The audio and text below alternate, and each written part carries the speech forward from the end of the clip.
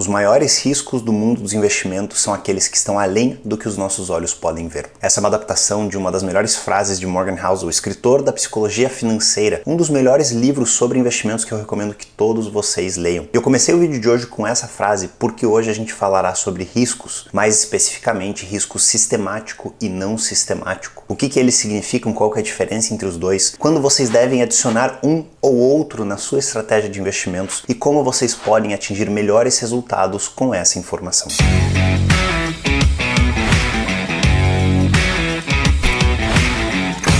Se você chegou agora aqui no canal, muito prazer, meu nome é Daniel Staff, eu sou especialista em investimentos internacionais e finanças comportamentais e a minha missão aqui é trazer conteúdo de qualidade para que você tenha autonomia com o seu dinheiro e os seus investimentos. E o vídeo de hoje vai ser relativamente curto comparado aos outros vídeos aqui do canal, mas com uma informação essencial e fundamental para você atingir melhores resultados de longo prazo com seus investimentos. E esse ensinamento é a diferença entre o risco sistêmico ou sistemático e não sistêmico ou não sistemático e como que você pode utilizar essa informação para obter melhores resultados de longo prazo, como vocês podem ter uma estratégia mais eficiente. E fica comigo ao longo do vídeo porque a gente não terá apenas teoria durante ele, e sim alguns exemplos práticos, alguns exemplos da vida real que já aconteceram, que servem para ilustrar perfeitamente a diferença entre esses dois riscos. Pois bem, para vocês entenderem a diferença entre o risco sistêmico e não sistêmico, eu quero trazer para vocês um acontecimento que marcou o mundo de uma forma muito significativa. Eu quero que vocês voltem para o dia 11 de setembro de 2001. Se você já estava vivo naquela época e já tinha alguma idade para lembrar o que aconteceu naquele dia, eu tenho certeza que você sabe exatamente onde você estava quando você recebeu a notícia que os aviões atingiram as Torres Gêmeas em Nova York. Eu lembro que eu tinha acabado de completar 11 anos na época e a minha mãe me buscou no colégio na hora do almoço e falou: "Nossa, filho, aqueles prédios altos de Nova York acabaram de ser atingidos." E a gente chegou em casa e começou a assistir os noticiários e as imagens fortíssimas dos aviões batendo. Enfim, vocês lembram muito bem desse dia. E acontece que quando a gente fala sobre investimentos, quando a gente fala sobre o mercado financeiro, absolutamente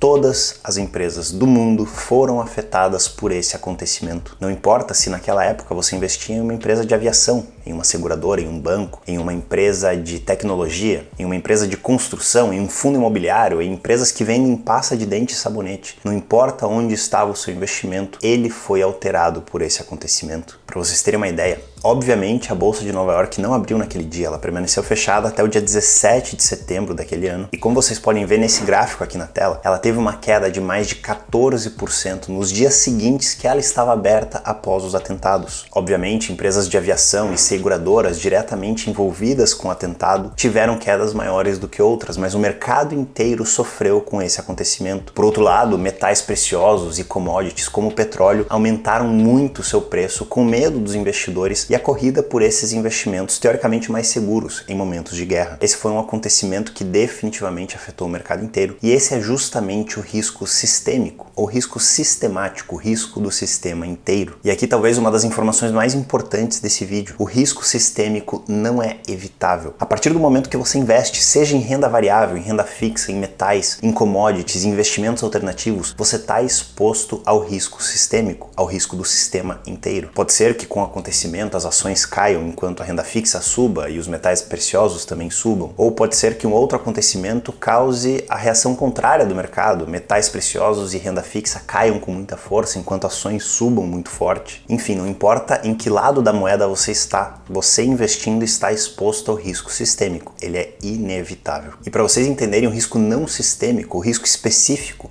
como alguns gostam de chamar, eu quero trazer para vocês um outro acidente aéreo que aconteceu há alguns anos atrás. Quem aqui lembra dos acidentes que aconteceram com os Boeing 737 MAX? O primeiro deles em outubro de 2018 na Indonésia e o segundo em março de 2019 na Etiópia, poucos meses um depois do outro. Esse acidente fez com que esse modelo específico de aeronave, o 737 MAX, fosse proibido de voar em diversos países do mundo. Ele ficou proibido de março de 2019 a dezembro de 2020 e alguns países alongaram ainda mais essa proibição. E aí a pergunta que fica é: esses dois acidentes, essa proibição, afetaram como todas as empresas do mundo? Com certeza a Boeing foi muito, mas muito afetada. Como vocês podem ver no gráfico aqui na tela, a gente teve entre um acidente e outro ali em 2018 e 2019 uma variação significativa da ação, mas depois do acidente de março, do dia 10 de março de 2019, a gente vê que as ações da Boeing nunca mais chegaram ao patamar que elas estavam negociadas na época. Naquela época elas estavam girando em torno de 400 dólares. E hoje, no momento da gravação desse vídeo, essas ações não chegam a 130 dólares. E é muito curioso porque bem na época desse acidente, um pouco antes, alguns meses antes, se eu não me engano era setembro de 2018, lá na Merrill, no banco que eu trabalhava, a gente pegou um caso de um cliente que era um alto executivo dentro da Boeing e tinha aproximadamente 4 milhões de dólares em ações da empresa. A gente fez todo um plano para ele, uma recomendação de estruturação de carteira e de redução de risco. E a gente convenceu ele, e não foi fácil convencer porque ele acreditava muito na empresa, a se desfazer de 90% dessa posição, diversificando ela em outras posições. Então imagina se ele não houvesse feito isso, o patrimônio dele tinha caído em mais de 67% depois desses acontecimentos. E aí eu te pergunto, o que aconteceu com as ações da Apple,